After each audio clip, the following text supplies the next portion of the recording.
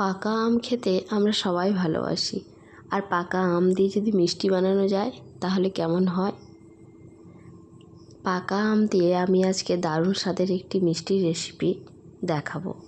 নমস্কার, আমি শ্রাবন্তী। আমার রান্নাঘরে আজকের রেসিপি পাকা আম দিয়ে দারুণ স্বাদের এক রকমের মিষ্টি। তো চলুন দেরি না করে শুরু করা যাক। প্রথমেই আমি দুটো আমের পাল্পগুলোকে একটি মিক্সিং বোলে নিয়ে নিয়েছি। 200 গ্রাম মতো চিনি দিয়েছি, আর 200 গ্রাম মতো আমি ছানা দিয়েছি। দিয়ে ভালো করে ওটা পেস্ট করে নেব। কড়াইয়ের মধ্যে আমি 150 গ্রাম পাউডার দুধ জলের মধ্যে গুলে বেশ মোটা মোটা করে নিয়েছি।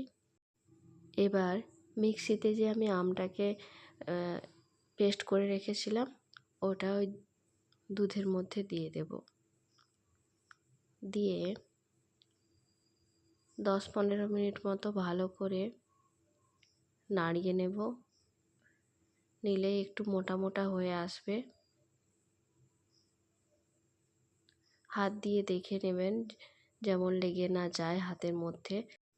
এবার আমি অল্প লেবুর রস দিয়ে দেব যাতে মিষ্টিটা বেশ দানা দানা হয়। নামানোর আগে অল্প ঘি ছড়িয়ে নামিয়ে নেব। নামিয়ে 15 মিনিট মতো ঠান্ডা করতে রেখে দেব।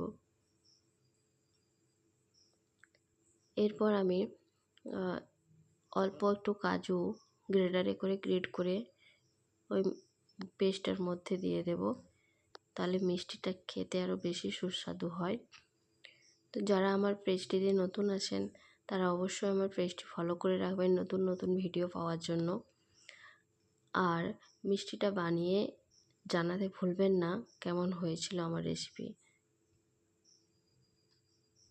এবার আমি একটা একটা করে পাকিয়ে গোল গোল মিষ্টির আকারে শেপ করে নেব।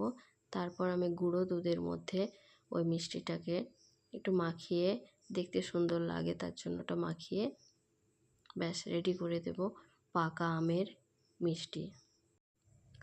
খেতে দারুণ সুন্দর হয়েছিল এই মিষ্টিটা। আপনারা বাড়িতে অবশ্যই বানাবেন, আর বানিয়ে আমাকে কমেন্ট বক্সে লিখতে ভুলবেন না কেমন হয়েছে। তো আবার দেখা হবে নতুন একটি ভিডিওতে, নতুন একটি রেসিপিতে। ভালো থাকবেন, সুস্থ থাকবেন। পুরো ভিডিওটাতে আমার সাথে থাকার জন্য অসংখ্য ধন্যবাদ। আবার দেখা হবে নতুন একটি রেসিপিতে। টাটা, বাই বাই, ধন্যবাদ।